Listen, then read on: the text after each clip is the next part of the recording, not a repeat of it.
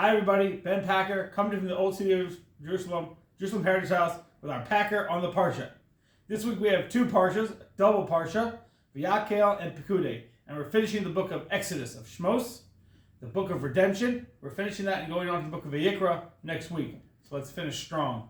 So we have this whole process where we're building this thing called the Mishkan, the tabernacle, and we're getting the Kohanim all dressed up in their uniforms, their ceremonial outfits, and it's a lot of stuff going on there, a lot of technical details and logistics. But when it's all said and done and it's all ready to go, the verse says, the cloud covered the tent of meeting, and the glory of Hashem filled the tabernacle.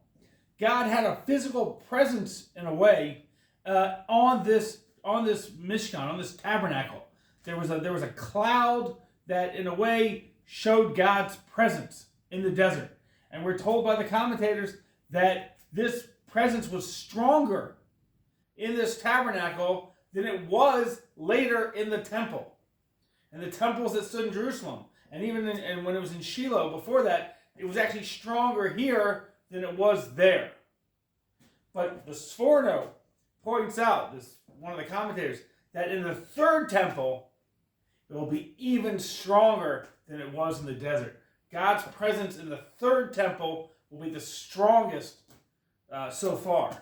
And it's interesting to see how many people are already complaining about this. These Tucker Carlson-like characters and himself in America, 6,000 miles away. I mean, when they built this tabernacle, do you think people in other continents were like, oh, we got to stop that.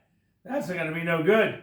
You know, or when they built the temple in Jerusalem, there were people in far-off lands going, I don't like the way this is going. This is going to be trouble. Not that I know of. But now you see, people are freaked out. They're freaked out by this possibility of the building of the third temple. And maybe this is why. Because God's presence there will be so strong, it'll be a worldwide event.